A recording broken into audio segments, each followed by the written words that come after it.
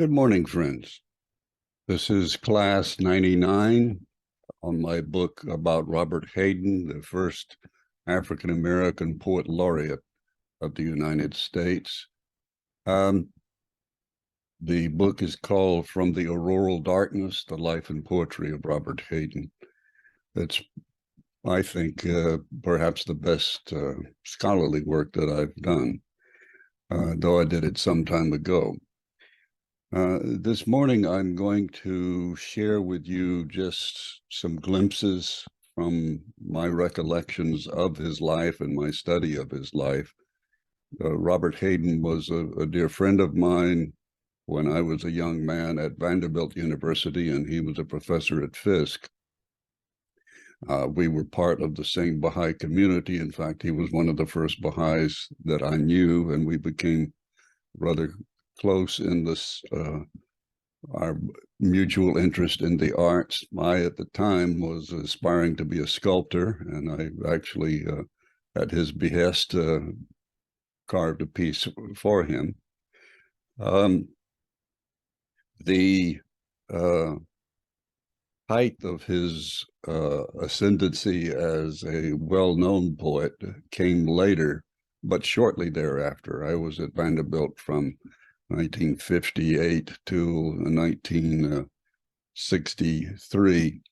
And he, during that time, won the Dakar Prize, in Dakar, Senegal, the first celebration of arts, African-American arts, and he won the prize for poetry. The judge at that was Langston Hughes, who was very impressed with Hayden's poetry. But Hayden at that point was relatively unknown. I would love to go over the history of his life and talk about him for hours, but I've done that best in the book itself. Suffice to say that Hayden was born in a very poor side of Detroit, in what was called Paradise Valley, ironically. But because he at birth had injury to his eyes, he had terrible eyesight and had to wear these very thick, what they call Coke bottle glasses. And so he was unable to participate in sports and so forth. And early on became interested in arts, and particularly in literature, and became a dear friend of the local librarian. His father, who lived in the family lived in very poor circumstances. His father had been a miner and drove a coal wagon, and his upbringing then was very chaotic. There was a lot of anger in the family and so forth. But as you will see later from a poem that I will read from his works, he came to appreciate the fact that his father made sure that he went to church every Sunday and that he had self-respect. His mother and father were actually his adoptive parents, but again, that's a whole nother story. So let us begin by sharing my screen, and we will start with some slides. The first of which, of course, is the title of the class. This will be our next to last class. I've determined that after putting this program together, it is very difficult, since most of the rest of my books are dealing with poetry, either my poetry or translating the poetry of Tahirih or of others, that it's almost impossible to do a class in a 45 minutes to an hour that does much by way of scratching the surface of a book that contains works, each one of which not only could but should have an hour devoted to explicating and understanding, and particularly when it's thickly symbolic. And Hayden was a symbolist poet, as was Tahirih. So to uncover the illusions in her poetry in the 4 books that I have done with Amala and Matt is impossible in an hour. So I will simply next week go over the books, what the books contain, and then you can look at them yourself if you want to, because they have ample footnotes and introductions. The poems do, and so they become, I think, quite accessible. The book that I wrote on Hayden was published by George Ronald in 1984, so some time ago. And it has 5 parts and 23 chapters, and it has 368 pages. It's a beautifully done book. George Ronald did a tremendous job with this. It's hardbound and softbound, and believe it or not, it's still available. It's a beautiful book. That is, the physical layout of the book is done very well. Lots of pictures of Hayden.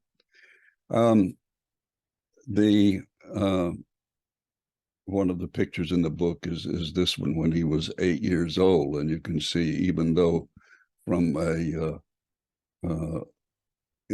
brought up in somewhat in poverty, that his parents made sure that he had good manners, that he dressed properly, and this was a traditional thing to do, to have a picture of your child dressed to the nines like this. So what I'm going to do as we look at some of the pictures of Robert Hayden is to play for you a recording that was made in 1976. This is when he had just been appointed the Poet Laureate of the United States. It's an interview done at the National Baha'i Center in the United States by Doug Rue, who was a son of the House member, Dr. David Rue. And it's extremely well done. That is, the questions that Rue poses to Hayden are extremely well thought out, and the answers give you a sense of the depth of Hayden's wisdom and genius, but his voice is just remarkable. It's sort of comforting and so forth. And not see anything beyond that. Now, of course, one reason for the fragmentation in the other arts as well as in poetry is of course the fact that there is no strong transcendental or transcendent belief in anything. I mean, we all know that the religious impulse, shall we say, to use a kind of academic term, the religious impulse is still very much alive, but thwarted and misdirected and so on. And a good many artists feel that life doesn't have too much meaning, and that it is a physical thing, and that, like all physical things, it has an end, and you don't really know what, if it has a purpose. What is the purpose? Well, you can't know the purpose, what the purpose of life is, or the purpose of anything is, without some kind of some sense of transcendence, some sense of or some kind of spiritual vision. It's impossible to know. And I think of a poet like Whitman, who had a tremendous cosmic vision. And though Whitman did not ally himself with any particular church or any particular religion, he had what I call God consciousness, and he was, of course, I guess he was pantheistic. He saw God in all things. I happen not to believe in that, but I can understand it, I think that this gave force and vitality to a great deal of Whitman's poetry. And I would say that for people who are not religious, or who are not inclined to believe that there is any kind of religious dimension or spiritual dimension, that, well, there's humanism. Even if you love humanity and working for the good of humanity, this will give you something. But there isn't even that in the work of a great many people. And I'm not going to mention any names because I think that's not right. That's unfair. That's a great answer. So I'm trying to think whether I want to pursue that question any further. I guess we'll just come back around to it in other ways, because that's related to other questions. But it opens up. I mean, while you were talking, I was thinking of other ways I could go at that. Well, how does this relate to your own poetry? What directions are you taking now, and will you be taking in the coming years? And how are they departures, or how do they build on what you've done in the past? Yes, well, and it's easier for me to talk about everybody else's work. I could give you a long lecture on W.H. Auden, to drop the hat. But I don't really, it's hard for me to talk about my own.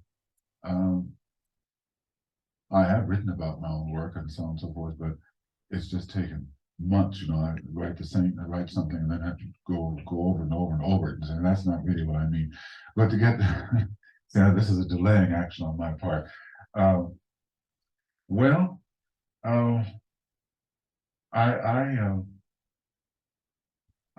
of my times. I'm rather like Robert Frost.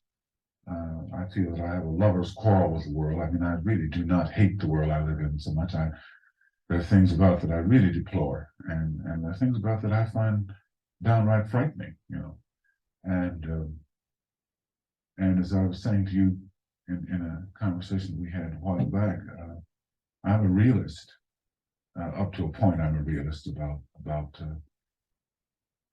most things, and certainly about political and social and moral questions.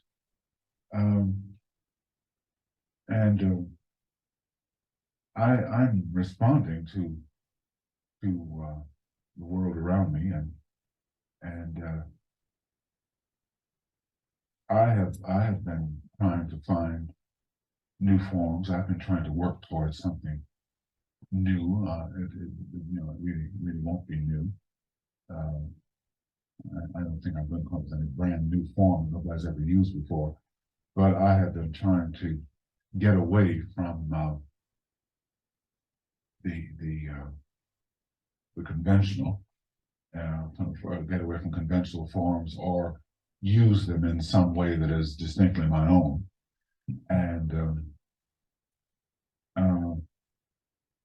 at one time, I really didn't know what my subject matter was. It has been wisely said that a poet does not choose his subject; his subject chooses him. And I have been fortunate in that some rather important subjects have chosen me, and I sort of have a sense of what it is what it is I ought to be doing, and I seem to be concerned, like all writers, I guess, all writers who are really dedicated writers, with the struggle between good and evil. I guess it comes down to that. In my poems, so often there are references to darkness and light, and I became conscious of it, and now I try not to use those symbols quite so much, because I think I tended to overdo it. But I suppose in the work of most serious poets, the great theme is the struggle between good and evil, or concern with good and evil, and not in any narrow moral sense. Which leads me to another question, to another point, and that is that I think that all art, if it does reflect human values, even in a negative way sometimes, is religious and has spiritual impact, because it comes from the inside, and it well, because it does come from the wells up from the psyche. And as I say, I really don't know what to say, how to talk about my own work other than that. I think that when you can be very glib about what you're doing and sort of rattle it off, that then your audience should be suspicious of you, because that's not the kind of thing poetry is. Or any art form is. You don't go about it in some deliberate way. And Poe, in discussing the way he wrote The Raven, went on to talk about how, yes, I got this effect and I worked toward this effect and I worked toward this effect. And Poe was really talking through his hat. I'm sure he didn't work at the poem that way. And I have said rather nastily that if that's the way he worked it out, it's no wonder it's no better than it is. But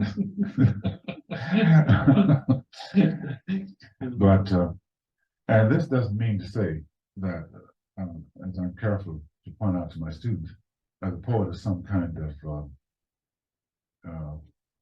brainless, child who is just playing with words and who arrives at something hit or miss. I mean, we all have a deep sense, if we're any good, we all have a deep sense of what the art involves, and also how impossible it is for any of us to achieve perfection in it. That we know, and we all have some purpose, perhaps, that we can't even state. And I suppose that I would just have to fall back on what has become a formula for me, and that is Dylan Thomas's statement. That he, as a poet, was seeking to honor man and to praise God. And I guess that's about what it comes down to for me. And that, of course, is very similar to what is stated in Baha'i writings about the role of the artist and so on. It's very, very close to it. Now, if this makes any sense, it's not because it's supposed to. What about the destiny of America as a theme, and particularly since it's the beginning of the 3rd century of America's history? Is this a worthy theme for poets to explore? And also, how does it fit together with the destiny of mankind as a whole? Well, yes, it's certainly a worthy theme, but you'd be surprised at the number of poets who really don't want to write on that theme. They fear, for one reason, the flag wavers, the jingoists in our midst, the people who believe in my country right or wrong, the politicians, the rhetoricians, and so on, have I think discouraged serious poets from writing about America. One of Hayden's most anthologized poems, really the one that all people call to mind who know anything about his work, is a poem called Those Winter Sundays. It, like most good poetry, most good lyric poetry, compresses so much thought in so few words. This poem speaks for itself. It doesn't need much introduction, except to say this is a poem where the speaker, presumably the poet or someone like him, is reflecting on his childhood and how his father, who, as we know, was someone who worked hard outdoors, hauling coal around in a coal wagon, and who nonetheless made sure that his son was dressed well and went to church every Sunday. And this poem called Those Winter Sundays is perhaps the best known poem of Hayden's, though it's hardly the deepest and most profound. Sundays, too, my father got up early and put his clothes on in the blue-black cold. Then with cracked hands that ached from labor in the weekday weather, made banked fires blaze. No one ever thanked him. I'd wake and hear the coals splintering, breaking. When the rooms were warm, he'd call, and slowly I would rise and dress, fearing the chronic angers of that house, speaking indifferently to him who had driven out the cold and polished my good shoes as well. What did I know? What did I know of love's austere and lonely offices? Now, clearly, this is an instance recollected once the poet himself has grown up and has children and realizes how thankless sometimes and unrecognized the menial tasks that parents do for their children are understood by the children until the children themselves grow up and realize that raising children is the hardest thing we will ever do if we try to do it well. And so here is this hard man doing hard labor, and yet being sure that his son has a spiritual education. And now the poet, thinking back on that, how he spoke indifferently to him, how he could not realize that this was an expression of love. Because, again, you have the contrast between the angers of that house that we will see in a previous poem is explained. That is the angers and the source of those angers, is still an expression of love, and that this is one of the little components of parenting, of these little tasks that go unnoticed, unrecognized until the child becomes a parent himself or herself. So in a poem that was written around the same time, and these are poems, again, there's a great breadth to the poems of Robert Hayden. He didn't stick to one subject only. He has these very profound poems, such as Middle Passage, which is a lengthy poem taken in part from research Hayden did about the slave trade, and the Middle Passage being the most gruesome part of that trade, because the ships would go from England or from the New England to Africa, pack the slaves in the belly of the ship like cordwood, and then take them on the Middle Passage to the Caribbean, where they would be offloaded and then taken to the United States on a third leg of that passage. So the middle part was the most gruesome kind. And so parts of that poem are actually taken from the log of a captain who was on such a ship. So, I mean, he wrote about a variety of subjects, both very intimate personal insights as well as historical figures and as well as historical events from the Baha'i perspective. And some of his best poems are those that are explicitly alluding to the Baha'i faith. This one is another recollection of a childhood event. It, too, is a very frequently anthologized poem. It's his recalling the whippings he would get from his mother, and there's a whole background there that I get into in the book about why his mother is so distraught and so easily taken over by her anger or her as he says down here, wound-like memories that plague her.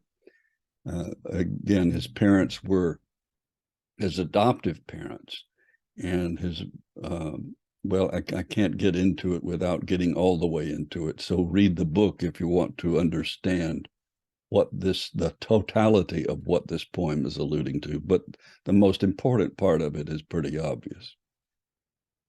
Notice how it shifts point of view. It begins in the third person, where the speaker is looking at the boy from what's called a third person or objective point of view. The old woman across the way is whipping the boy again and shouting to the neighborhood her goodness and his wrongs. Wildly he crashes through elephant ears, pleads in dusty zinnias, while she, in spite of crippling fat, pursues and corners him. She strikes and strikes the shrilly circling boy till the stick breaks in her hand. His tears are rainy weather to wound-like memories. So still third person. Now it shifts to first person, to Hayden himself, presumably. My head gripped in bony vice of knees, the writhing struggle to wrench free, the blows, the fear worse than blows, that hateful words could bring, the face that I no longer knew or loved. So again, this says so much without saying much, in that is, he doesn't describe the face. He just says the face turns into such an anger that he no longer recognized this as his mother. Well, it is over now. It is over, and the boy sobs. We shift again. So it shifts in this stanza from I to the boy, third person again. Well, it is over now. It is over, and the boy sobs in his room. And then shifts to the view of the woman. And the woman leans, muttering against a tree, exhausted, purged, avenged in part for her lifelong hiding she has had to bear. Now, what were those hidings? What is the secret part of her life that she can't get over? Well, that's something that you'll have to read the book to get into. It's not all that complicated, but it requires a long explication. You don't need to know that to appreciate the poem, because every parent who lets go like this, inappropriately, no doubt, but is really getting rid of or giving into things other than whatever the child might have done. In fact, sometimes the child has done nothing. The parent is looking for something just to take out their own grievances on. So this is another good example of his short lyrics about his childhood. Now, this is an example of Hayden using a somewhat classical form, namely the sonnet. And the sonnets, going all the way back to the Italian sonnet of the 15th century, or the Shakespearean sonnet of the 16th and into the 17th century. The sonnet traditionally in the Italian form had 3 quatrains and a couplet. The Shakespearean sonnet did, and the Italian sonnet had a 6-line section and an 8-line section. This follows the Italian form in that sense, but he's not really concerned with form, so he doesn't use, as most modern poets don't, he doesn't let himself become constrained by meter or rhyme scheme. But he does use 14 lines. And if you'll look at this poem, it's really one sentence. When all of these things occur, then,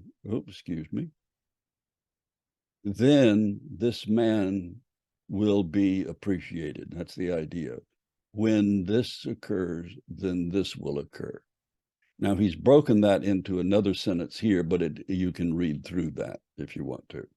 I mean, he wants to stop it for the purpose of metrics and the purpose of sound.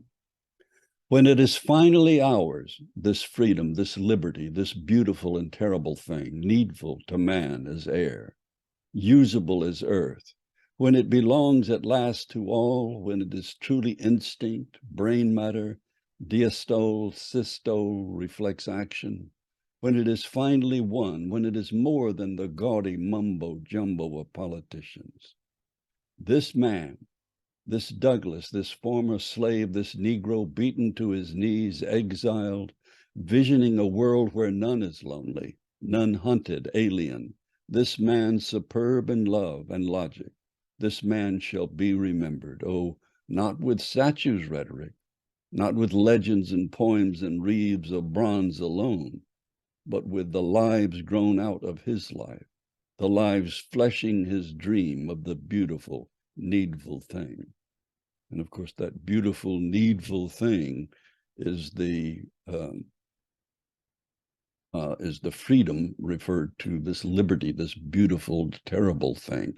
Terrible not here in a negative sense, but terrible in the sense of how, in the same way we have like fear of God, we don't really mean we're afraid of God, but we respect it. And so in the same way, this beautiful, terrible thing is terrible because it upsets the order. It is a threat to the order that those who wish to have power would like to maintain. So if you know anything about Frederick Douglass, you appreciate what he's talking about. Frederick Douglass was an amazing figure as a former slave, an intellect, a speaker, a writer, an incredibly handsome man as well. And so he's saying that even though he will be honored in these obvious ways, the most important way that he will be honored is those lives inspired by him that grow out of his dream of freedom. And of course, this poem is as appropriate today as it was when Hayden wrote the poem, and indeed when Douglass himself was speaking to these subjects. We go now to some explicitly Baha'i poems of Hayden. In one sense, they're all Baha'i poems. And as he said in the part of that interview that I played for you, and the interview is quite long, and he goes more into his beliefs as a Baha'i in that interview. He is, in effect, all of his poems are dealing with these deeper subjects of not just personal love and loss and fear and so on, but of the vision for the future that the Baha'i faith inevitably is focused on. Now, this is about, as appropriate, since we just finished this week, the last day of the Rizwan festival, this is a poem about or portraying Baha'u'llah in the Garden of Rizwan. And as you remember in the descriptions of that event, while there are not many descriptions, that he would, when people were asleep at last, he would listen to the nightingales sing their songs as he walked among the tents and uttered words of praise to God and so forth. There is a lovely line in this that I want to forewarn you about, which is this, I did it again here. This auroral darkness, excuse me, the darkness right before the dawn. And it's a beautiful, beautiful phrase that he came up with. And that's why I named the book after that phrase. He uses it in 2 poems. And of course, the morning time of the religion, when Baha'u'llah is in this festival announcing the dawn breaking, the breaking of the dawn, that with his announcement of his station, then you appreciate this period which is still in darkness, and yet you foresee the possibilities of what will come in the future. And of course, we're still in that period, aren't we? So let's look at this poem. Agonies confirm his hour, and swords like compass needles turn towards his heart. Now that's again, I don't want to keep stopping, but this is such a fine image here, that the compass needle, of course, inevitably turns north, so you know where you're going.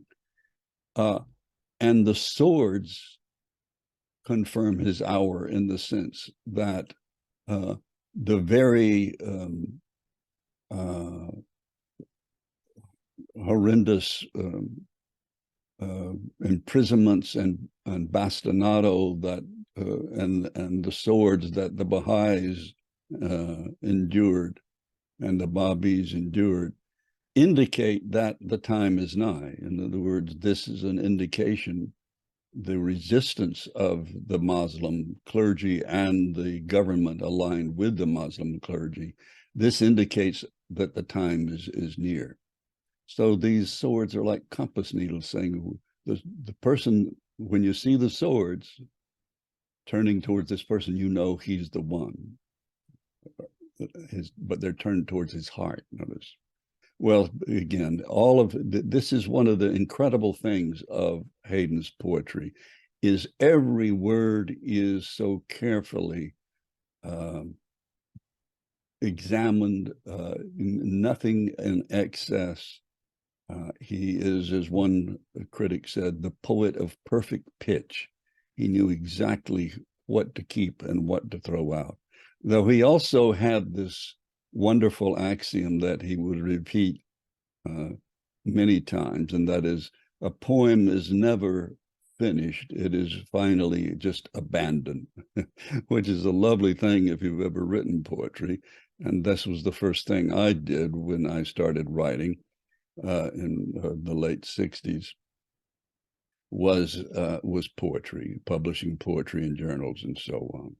And it's so true that you work a poem, you work a poem, you work a poem, and sometimes it just turns to dust. But ultimately, if you refine it well, you end up with a poem tight like this. So let's begin again. Agonies confirm his hour, and swords like compass needles turn toward his heart.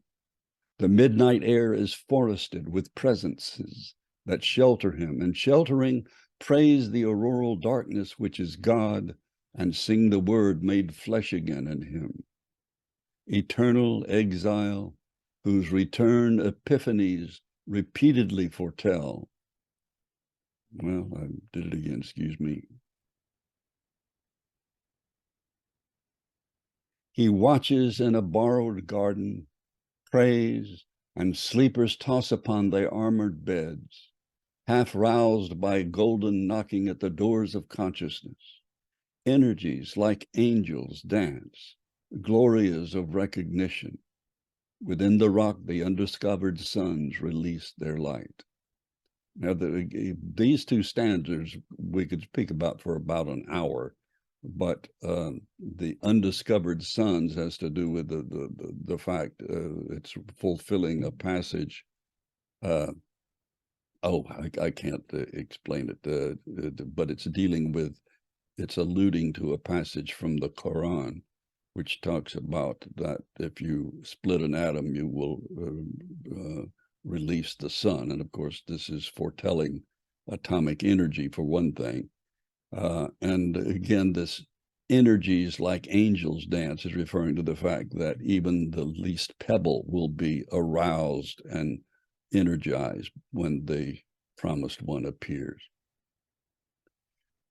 This is a poem about Haji Suleiman Khan, and if you're a Baha'i, you will know this as the story that is actually true of the martyred Haji Suleiman Khan, who asked that the candles be put in the wounds in his body and lit, and he danced through the streets to his death.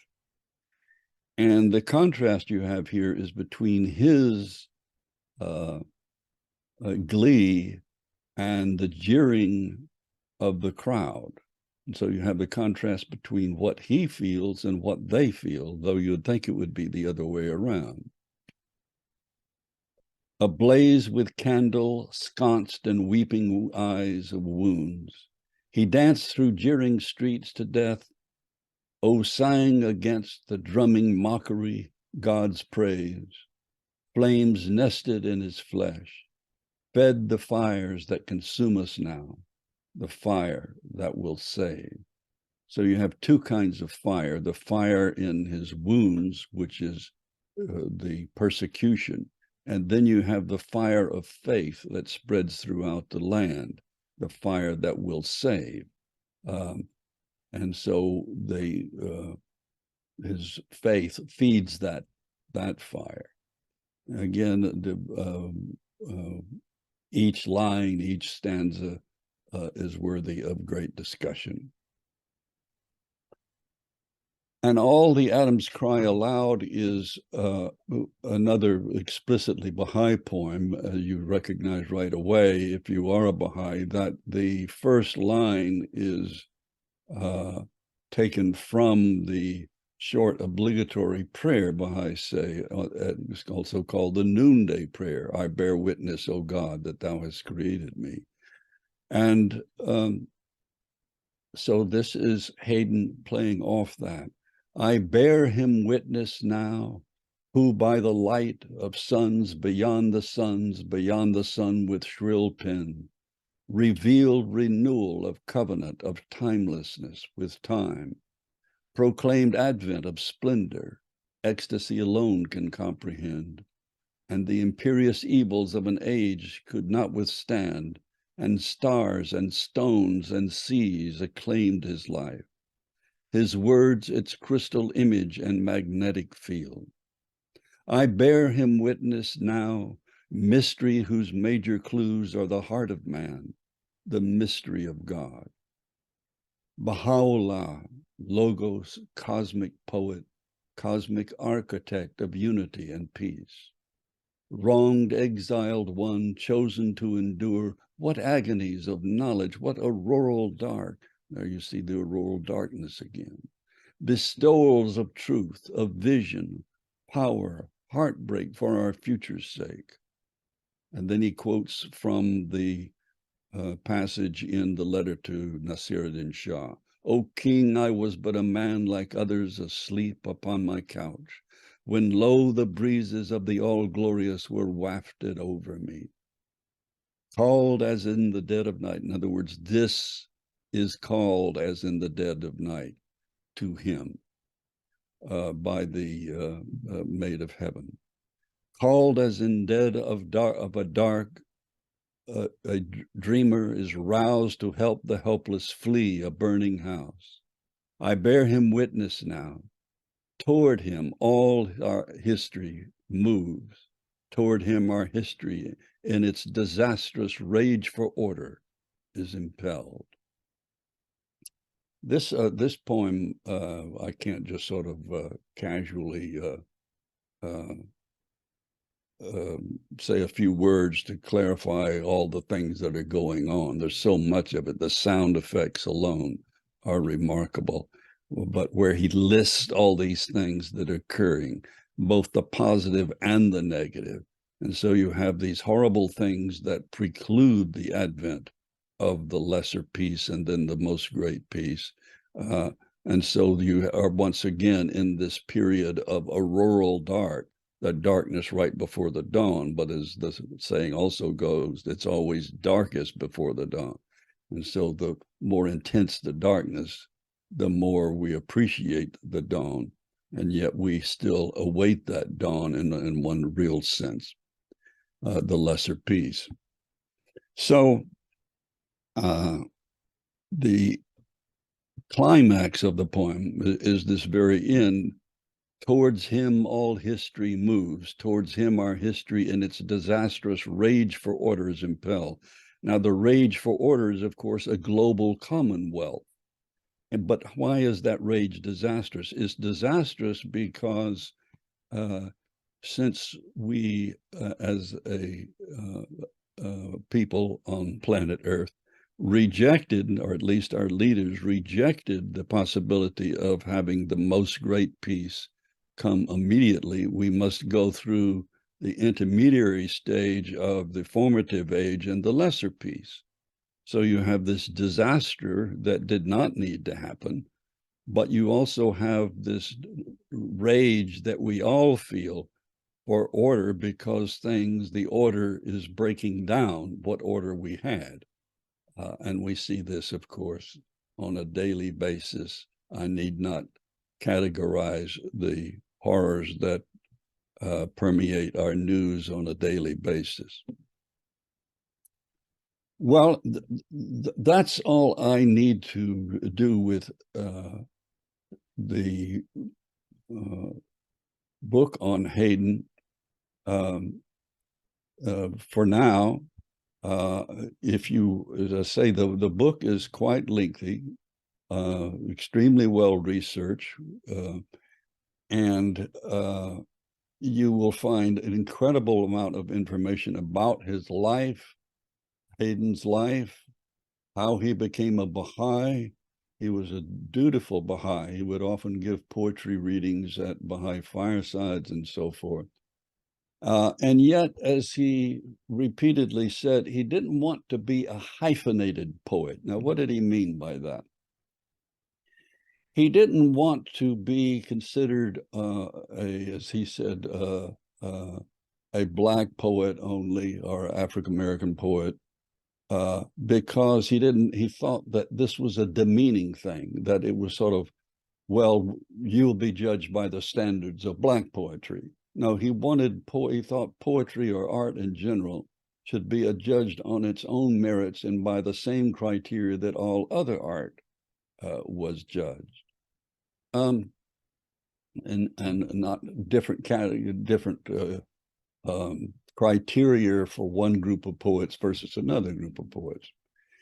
Neither did he want to be considered only a Baha'i poet, because he didn't want to have some category that would define him, because his poetry is about the faith in large, and sometimes very specifically, as we've seen, but his poetry really was about the human condition and the human objectives for our planet in general.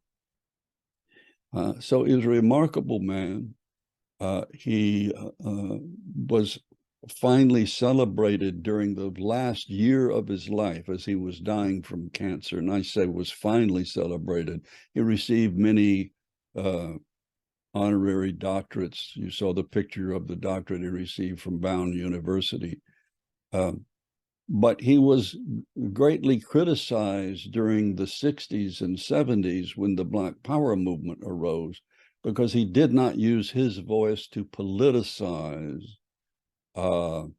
the arising of a Black Power movement, or again, he saw the need for a reformation of society as a whole, not just the one part of it. And yet he did acclaim, or not acclaim, he did talk in his poetry and probably as well as anybody has, about what the African American had suffered. He talks about his poems about Nat Turner, about Harriet Tubman. He has poems about, as I say, the Middle Passage and slavery. He has poems about the poem called In the Morning Time, Mourning, when he talks about the assassinations of Martin Luther King and Malcolm X, as well as Kennedy and so on. Talks about the Vietnam War and so on. But so he finally, the greatest honor for him was when a day of recognition was given at the University of Michigan by the African American Studies Department. because these were the same people, or at least the African American studies had spawned some of the same animus towards him when he did not come out and join the rank of those who were very vituperative in their poetry and so on. So, I mean, it was ironic that he was criticized for not being more vociferous than he was on this, and yet he was more eloquent than any of those.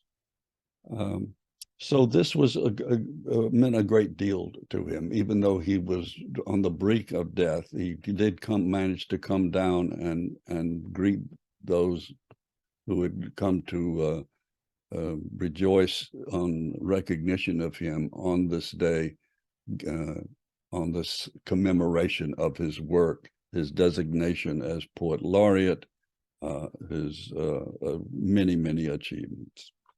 Well, there's so much more I could say, but I've said it all in this book. As I say, even though it was printed in 1984, it is still available. If you want it, you can purchase it through the link on the slides. Thank you very much.